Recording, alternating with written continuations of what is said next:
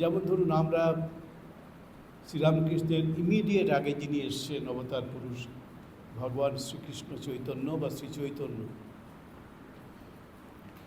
তার সম্পর্কে আমার মনে একটা, আমি খুব ভালোবাসি শ্রী চৈতন্য,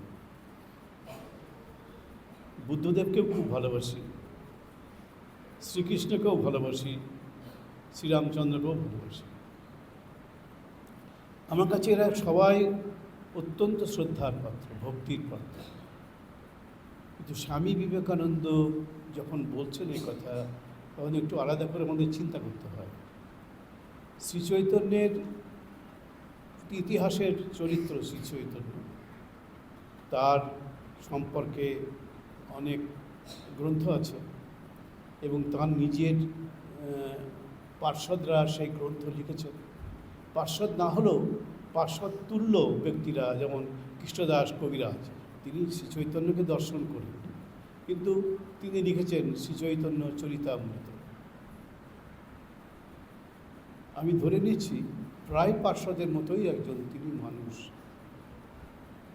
এইটার কোনো উত্তর আমি পাই না। সেটা কি? আমি কিন্তু শ্রীচৈতন্যের সমালোচনা করছি না, কারণই সমালোচনা করছি। আমি উত্তরটা পাই না যে বিষ্ণুপ্রিয়া, যাকে গৌরাঙ্গ মহাপ্রভু নিমাই পণ্ডিত বিবাহ করেছিলেন, এমন নয় যে তাকে জোর করে তাকে বিয়ে দেওয়া হয়েছিল,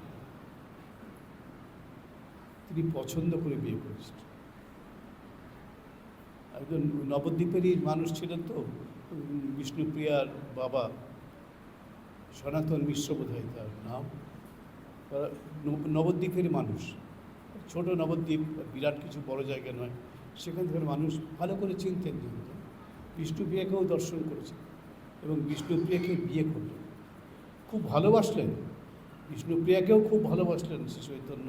অন্তত যে বর্ণনা আমরা পাই, যে জীবন কাহিনী পাই, সেখানে দেখছি শ্রী চৈতন্য বিষ্ণুপ্রিয়াকে খুব ভালোবাসতেন বা ভালোবেসেছিলেন।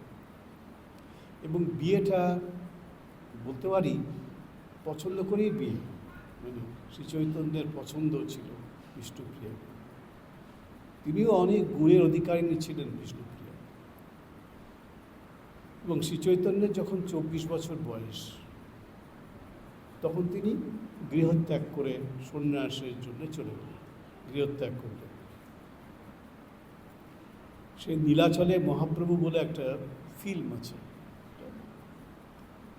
তখনকার দিনের কলকাতায় তৈরি ফিল্ম, এবং সেখানে সেই শ্রীচৈতন্য গৃহত্যাগ করে চলে যাচ্ছেন, অসাধারণ সেই শৈল্পিক বর্ণনা। এবং দেখতে পাচ্ছি আমরা ফিল্মের মধ্যে যে চলে যাচ্ছেন,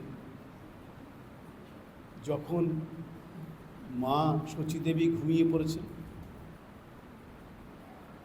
পত্নী বিষ্ণুপ্রিয়া ঘুমিয়ে পড়েছেন, এবং ঘুমানোর আগে গৌরাঙ্গ মহাপ্রভু, তখনও শ্রীচৈতন্য হননি, তিনি মাকে খুব শ্রদ্ধা ভালোবাসা দেখিয়েছেন, স্ত্রীকেও খুব ভালোবাসা দেখিয়েছেন সেই দিনই।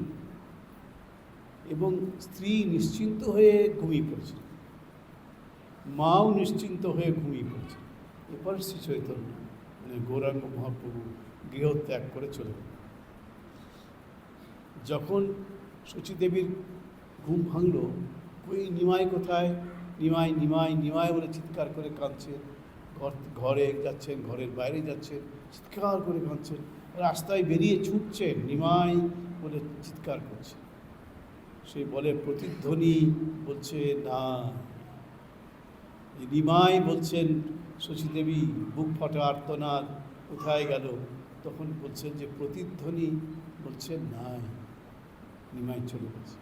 একদম করুণ রসের কাহিনী আমরা ছোটোবেলায় শুনতাম বা এই চলচ্চিত্রের মধ্যে দেখতাম। আজকে আর বাড়াচ্ছি না।